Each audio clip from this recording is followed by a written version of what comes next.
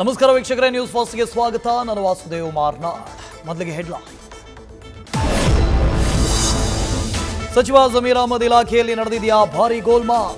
ಆರ್ಥಿಕ ಇಲಾಖೆ ಅನುಮೋದನೆ ಪಡೆಯದೆ ಅಲ್ಪಸಂಖ್ಯಾತ ಇಲಾಖೆಯಲ್ಲಿ 625 ಕೋಟಿ ರೂಪಾಯಿ ದುರ್ಬಳಕೆ ಆರೋಪ.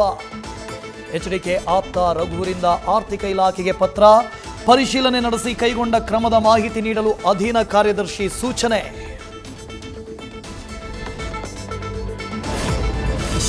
ಇಂಟರ್ನಲ್ ಮಾರ್ಕ್ಸ್ಗೆ ಹಣ ಕೊಡಬೇಕು ಅಂತ ಉಪನ್ಯಾಸಕನ ಒತ್ತಾಯ.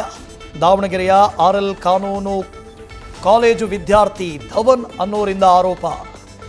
ಉಪನ್ಯಾಸಕ ಬಸನಗೌಡ ಪಾಟೀಲ್ ವಿರುದ್ಧ ಪ್ರಿನ್ಸಿಪಾಲ್ ಸಚಿವ SS ಮಲ್ಲಿಕಾರ್ಜುನ್, ಸಂಸದೆ ಪ್ರಭಾಗೂ ದೂರು. ಮಂಡ್ಯದಲ್ಲಿ ವೈದ್ಯರ ಎಡವಟ್ಟಿಗೆ ಮಗು ಬಲಿ ಕೇಸ್. ಕಾಲಿನ ಮೂಳೆ ಸರ್ಜರಿಗೂ ಅಂಗಾಂಗ ವೈಫಲ್ಯಕ್ಕೂ ಏನ್ ಸಂಬಂಧ? ಅನಸ್ತೇಷಿಯಾ ಓವರ್ ಡೋಸ್ನಿಂದ ಸಾನ್ವಿಯ ಸಾವಾಯ್ತಾ? ಮಿಮ್ಸ್ ವೈದ್ಯಾಧಿಕಾರಿಗಳ ವಿರುದ್ಧ ತನಿಖೆಗೆ ಮುಂದಾದ ಜಿಲ್ಲಾಡಳಿತ.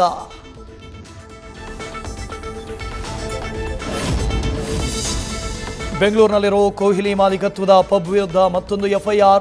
ಪ್ರತ್ಯೇಕ ಸ್ಥಳ ಮೀಸಲಿಡದೆ ಧೂಮಪಾನಕ್ಕೆ ಅವಕಾಶ. ಕಬ್ಬನ್ ಪಾರ್ಕ್ ಠಾಣೆಯಲ್ಲಿ ದಿ 18 ಕಮ್ಯೂನ್ ಪಬ್ ವಿರುದ್ಧ ಕೇಸ್.